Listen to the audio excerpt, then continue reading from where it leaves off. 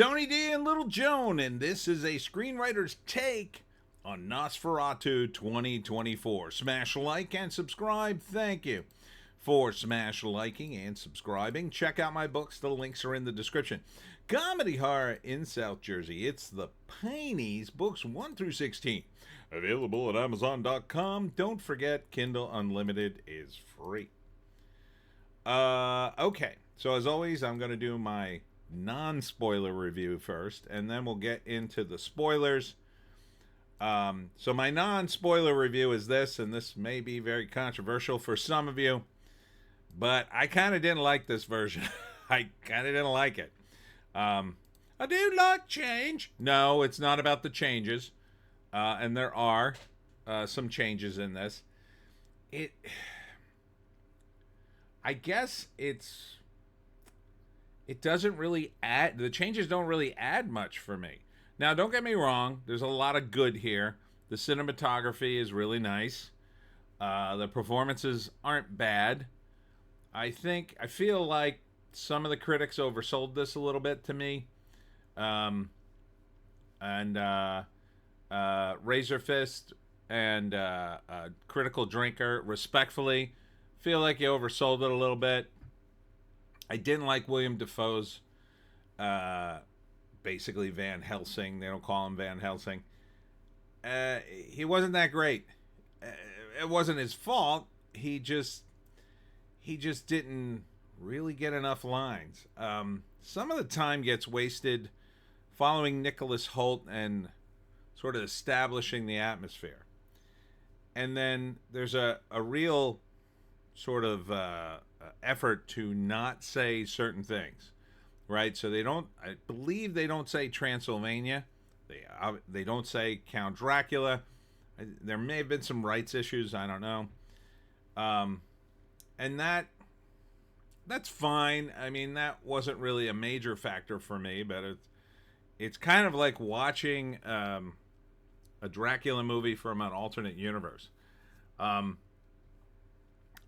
I do like the original silent movie that this is based on. And, that it's got some interesting things in it. This has a few interesting things, but I don't know, it just didn't come together for me. There's certain things that happen in the movie that kind of don't make logical sense. Where the movie peaks for me is at the beginning of the second act. And I'm not really giving anything away in the story here, but of course, the Nicholas Hoult character goes to the castle to visit the Count, and which happens in every one of these tellings, and things don't go well. Let's say those scenes are very surreal and interesting, and I enjoyed them. But that's where the movie kind of peaked for me. After that, everything after that kind of is sort of downhill. I gotta say, I like the 1977 Louis Jourdan Dracula movie, which does a lot of these scenes. Although I didn't like Louis Jourdan as Dracula, I did like the supporting cast, the English guys doing the Victorian England shtick. That to me was all great. But here it's good. Another issue for me was Craven's in it. The guy who plays Kick-Ass. What's his face? Can't think of his name. He plays like the friend, the rich friend who helps. Let's get his name. Lilly-Rose Depp. That's who it is. As the girl. Yeah, Aaron Taylor Johnson. He looks just like Craven. Basically. I think they needed to change up his look, or they needed to change his look in Craven. I mean, he looks exactly the same. Kind of took me out of it a little bit. He's okay in the role. He's not bad in the role. Um, but yeah, it's probably the best one. Bill Skarsgård's good, but I can't tell if I'm judging Bill Skarsgård or the makeup and the effects. Like I can't tell. I can't tell the difference between that and his acting. It's really tough. You have to kind of see the movie to know. I mean, between the accent, the language barrier, and the makeup, it's like you see him in the movie, and you can't see Bill underneath that. There's like way too much makeup. So I saw too much of Aaron Taylor Johnson and not enough of Bill Skarsgård, basically. So yeah, all right. I mean, I didn't think it was a bad movie. I didn't hate it. I just felt like if I had to give it a 1 to 10 rating, I'd probably give it like a 6. There's some cool scenes. There's a lot of gratuitous nudity and blood, which didn't really help the movie. It just doesn't help the movie at all. It's got a good sense of Victorian era stuff, but then it gets into some other stuff that felt more medieval. And I'm not so sure that helped the movie either. So, yeah, I mean, I understand why people like it. Movies suck these days. There's not a lot of good movies out.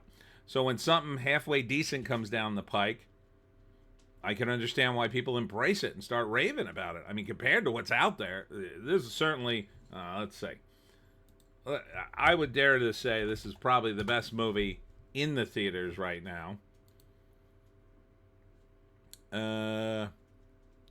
Yeah, probably. So a lot of not, maybe there's like one or two movies that kind of compete, but there's a lot of movies that are just sort of, they're just sort of there, or they're retreads or whatever. I mean, technically this is a retread too. So, yeah. All right, let's get into the spoiler reviews. So, spoilers ahoy. If you want to go see it, see it. I'm not stopping you. It's a weird time to release a vampire movie. A lot of people like it. It just didn't really hit for me. I prefer the 1977 Louis Jourdan Dracula movie, and I had a lot of complaints with that. All right, let's get into it. Spoilers ahoy, screenwriters. Okay, so first act. It opens with Nicholas Hoult and Lilly-Rose Depp, canoodling in bed, and he's about to leave to go to work, and I don't know, she's already having nightmares. Okay?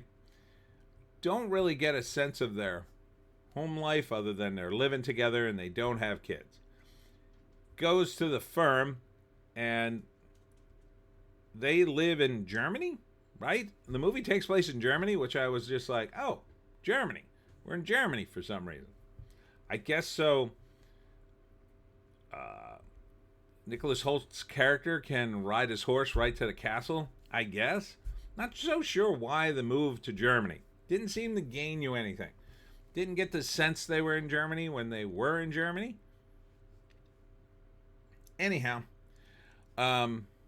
he goes to the firm.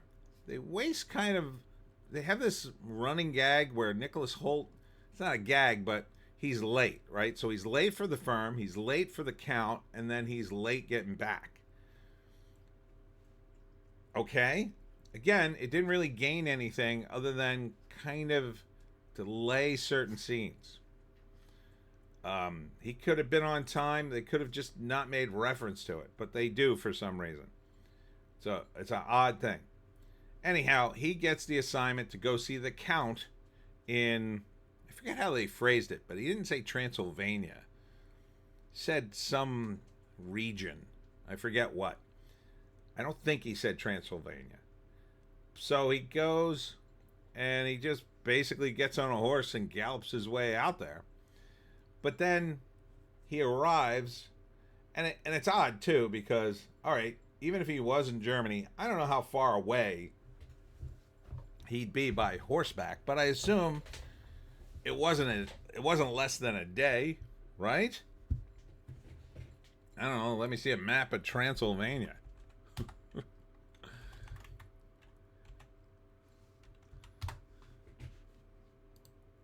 All right, there's Romania, and there in Germany. Yeah, Germany's all the way over here. Now,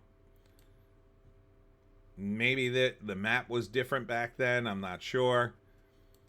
I mean, this is a modern map, but yeah, that looks like a few days ride at least, I would say. So I didn't really get the sense that Nicholas Hoult's character was like a cowboy that would ride the range, but I guess he did, and I guess he stopped at inns or whatever. So anyway, he times it poorly, and he gets to the nearest village before the, I don't know, he can't go to the castle. He decides to stay at the inn in this weird village and then go the next day. And that's an excuse for him to be in the village, interact with the villagers who are all like saying, don't go to the castle. First they're really nice to him, then they're all, don't go to the castle. Okay? Then he has a nightmare. Then he wakes up, he has to pay double to stay there. He wakes up the next day, they're all gone. He has a nightmare in which they're killing a vampire in one of the graves. It looks like Orlok. Later in the movie, I kind of thought, oh, was that the same guy? Was that Orlok, or was it just a dream? But this is when the surreal stuff starts, so I was willing to forgive it or whatever. I don't think it was another vampire, but maybe. So he goes up, and that's, I guess that's how Nicholas Hoult learns to kill vampires. He dreamed about it. So he goes up and he meets Orlok, who's a total jerk, and they're signing various papers. And then Orlok demands that he sign a paper in a completely foreign language, and he doesn't know what it says. And Nicholas Hoult just does it. Now, later in the movie, Orlok is like, your beloved signed away your marriage, for a bag of gold. And that apparently was what was in there. Like, Nicholas Hoult's character, I mean, he doesn't stand up to him at all. He doesn't say, I'm going to need a translation of this. I mean, his whole job is to be like a accountant, lawyer, real estate guy. The one thing he wouldn't do is sign a paper like that, I think. But okay, he signs it, so Orlok can then tease Lilly-Rose Depp later in the movie, but he doesn't even show her the paper. So then, we get the usual scene where, well, not the usual scene. The usual scene we get is Dracula's brides feed upon the real estate guy. I forget what his name is in the original book. And then he escapes. This time it's Orlok, or Dracula himself, who feeds on him. They don't call him Dracula in the movie.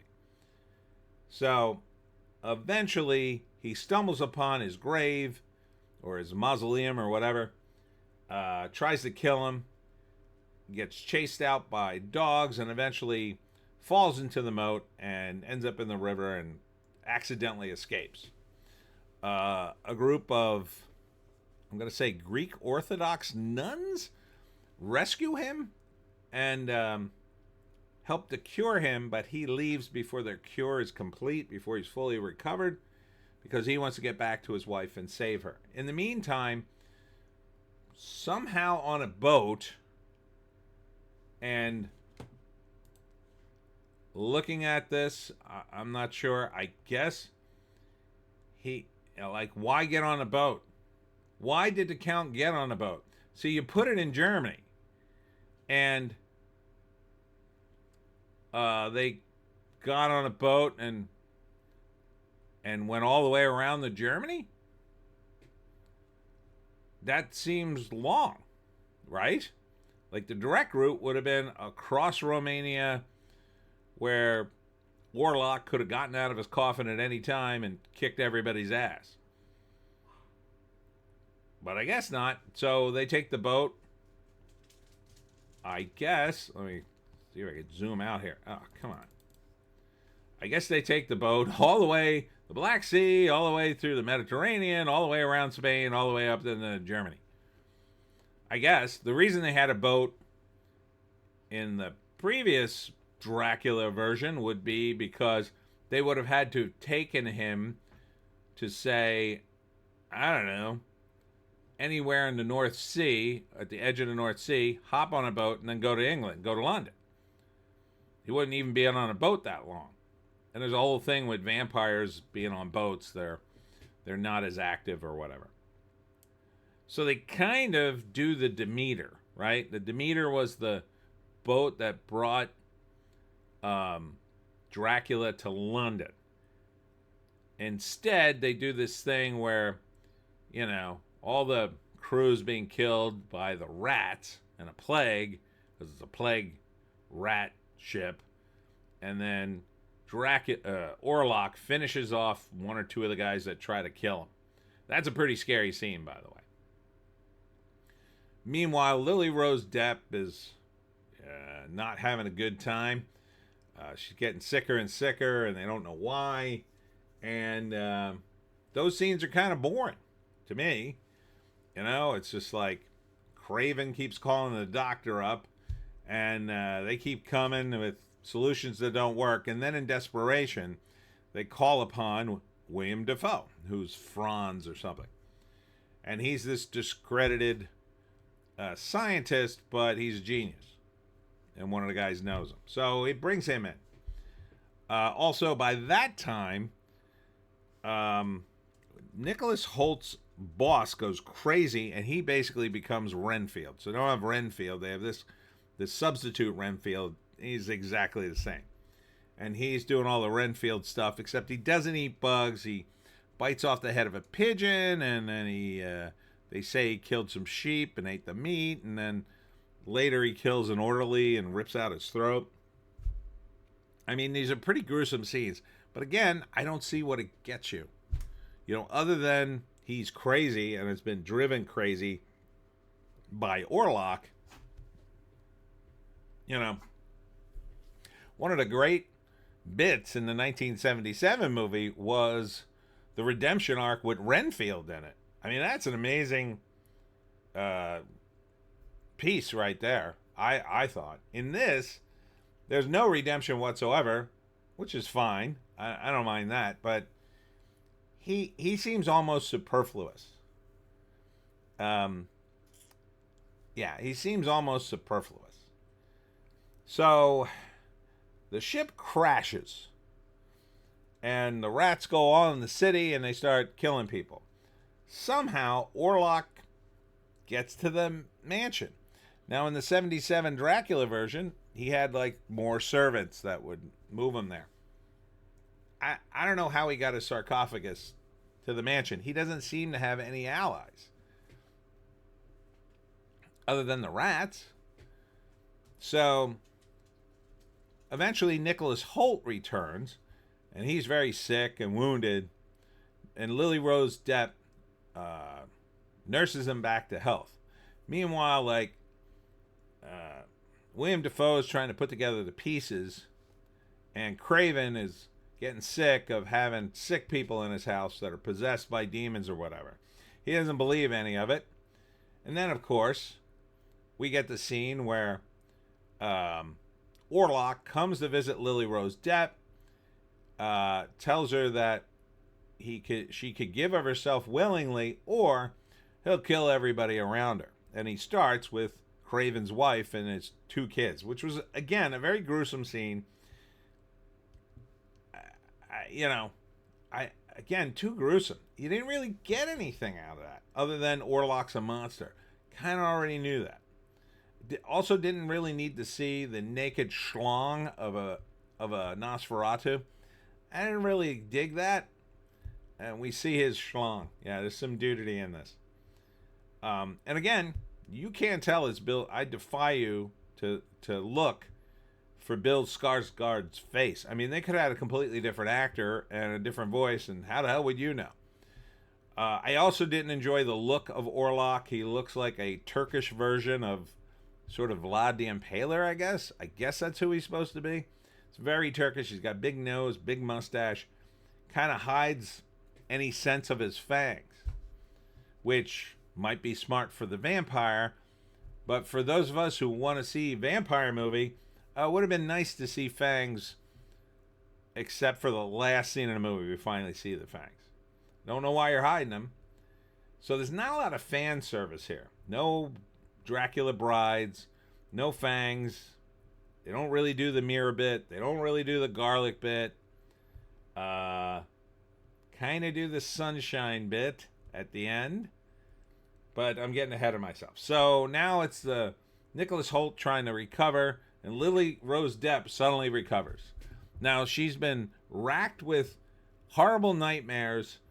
The doctors had to come in over and over again.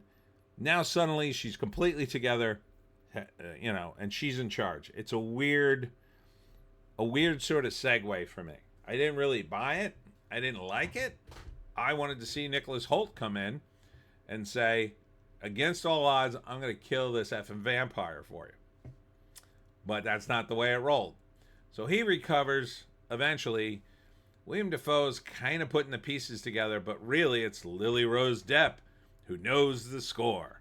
And William Dafoe's character freely admits he doesn't know what he's doing. He reads one passage in one book that he finds in the new Renfield's office and concludes, oh, this is what has to happen. Lilly-Rose Depp has to kill the vampire by letting him kill her, essentially, and then we'll all be saved. Okay, I'm not sure. Is that a thing? Is that from the book? I don't remember that. I don't remember that from an ancient tale, but it's possible that could be in one of them. And then that sort of seals her fate. And then William Dafoe is just there to lure away Nicholas Hoult so she could kill the vampire by sacrificing herself. Okay, it's not the kind of vampire movie I wanted. Look, I wasn't expecting Blade, but kind of wanted to see some more vampires. I mean, there's even a scene where Craven goes back to his wife's mausoleum and his kid's mausoleum, and he can't get over their deaths, and he's got the plague too, I guess, because he's got stuff on his face and his teeth look all messed up.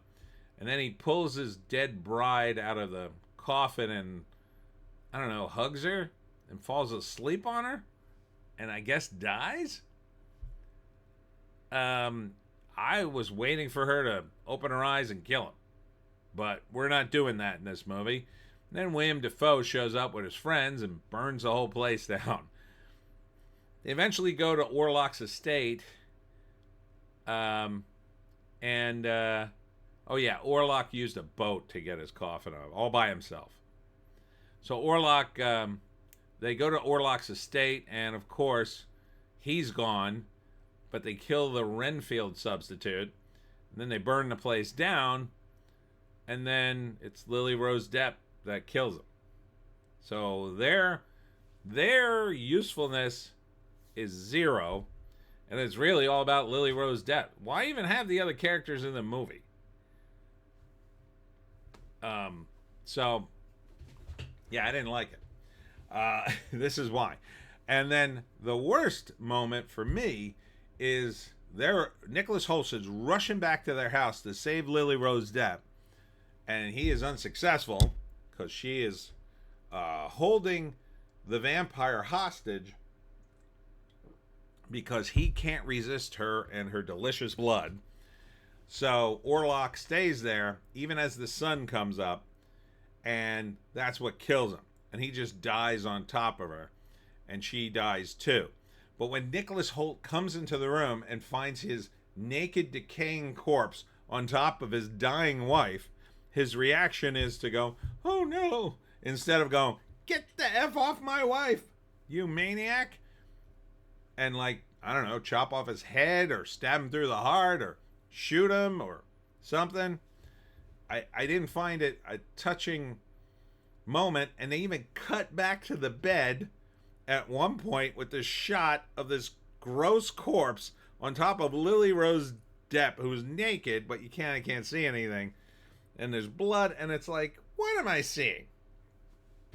Then William Dafoe picks up the cat, and he's standing in the sunbeam, and I wanted to shout out, "You're blocking the sun.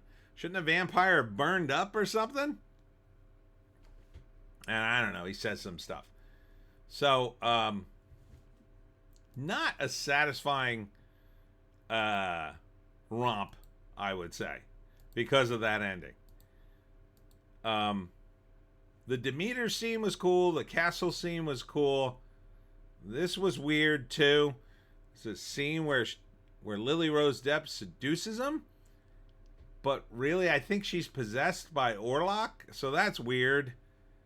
Here's the scene with Craven.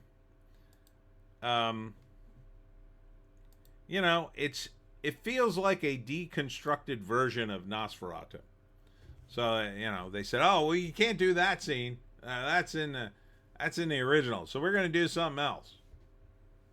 I don't think substituting gore and nudity was the answer.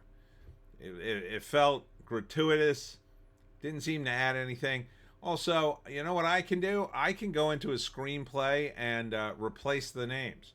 It's a really easy function in Final Draft. You just find a name and then hit replace and put in the new name, and it'll replace it in the whole screenplay. So I didn't think changing all the names of the characters did anything either. Not including the Transylvania and the Demeter. Okay, so you're making a different movie. Fine, I guess. Then why even call it Nosferatu? Why not call it, I don't know, call it Frank the Vampire for all I care. Now, if they had, I don't know, changed it, made it a completely different time period. I mean, they made it a different country for some reason. I just don't see what you gained. Sure, it's different, but it wasn't a flavor of Germany in this movie. I didn't feel like I was in Germany with a bunch of English expats running around. I felt like I kept thinking, oh, they're back in London. Oh, wait a minute, they're not in London. And again, if you look at that map, why did the Count take the boat? Like, if Nicholas Hoult could ride all the way on horseback, however many days it took him, wouldn't it have made more sense for the Count to get in a wagon and have a bunch of armed guards? Or just kill everybody he met? Or did sunshine not really affect him? Was it Lily-Rose Depp's blood and her love for Thomas? I don't know. And look, I don't have the attention span I used to. Maybe I spend too much time on the internet. It's a little slow in parts. It seems like we're doing stuff that's just unnecessary. Again, I didn't think the performances were bad. I kind of think the script's bad. It's not quite there. What's the purpose of this? If you wanted to set up that Lily-Rose Depp and her allure is what kills Dracula, or Orlok, or whatever you want to call him, then I think you needed to focus a little more on that. I think you needed to give us, I don't know, some foreshadowing about her and about the relationships between men and women, and maybe show Orlok before, when he was still human, being brought low by a woman, and then it ironically happens again, or you know, something like that. Didn't they, in the Gary Oldman one, didn't they, you know, wasn't Gary Oldman attracted to, who was it? Was it Renata Wider? I forget who the lead was. Wasn't he attracted to her because she reminded him of a lost love? I mean, you could have done that. That's pretty classic. Here, okay.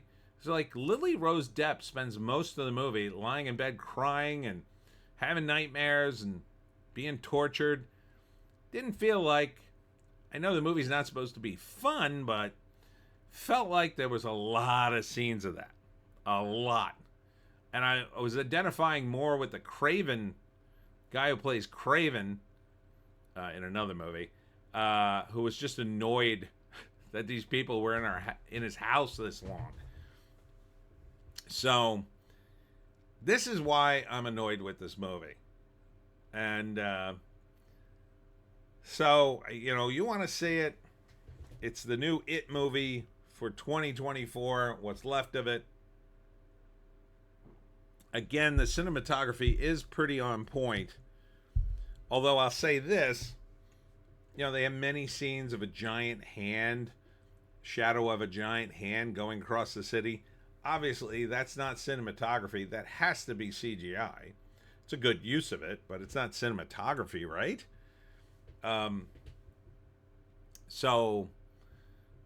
But the rest of the scenes, they're pretty good. They mention things like garlic, a mirror, other things that you think, oh, maybe they're going to do the thing with the mirror. No, they don't do it. Oh, maybe they're going to have the vampire brides. No, they're not doing that. Oh, maybe they're going to do garlic. Nope, not doing garlic. Oh, maybe they're going to do a stake through the heart. No, not through Orlok's heart. So, I felt like, yeah, this feels like a deconstructed movie of a classic vampire movie, and that you were concentrating on subverting my expectations, you didn't give me much fan service here. Imagine if this movie had just been a straightforward adaptation of Dracula. I think it would have been pretty awesome.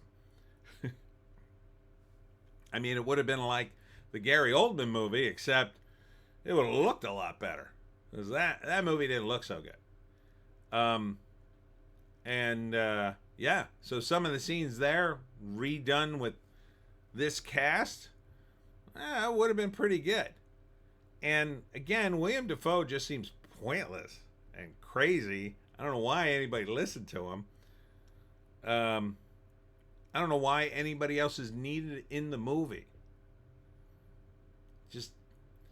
And if it was just going to be about Lilly-Rose Depp saving everybody from Orlok, I think it should have concentrated more on her and Nicholas Hoult's relationship and Orlok and why he was so into her.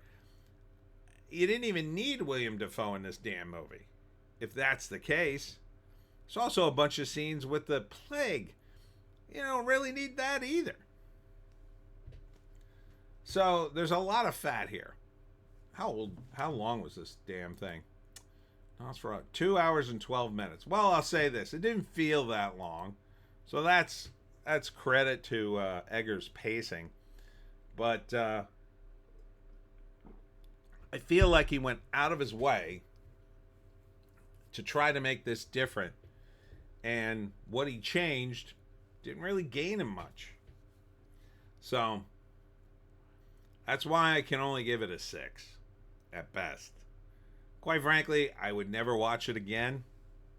I know, I'm probably alone on this.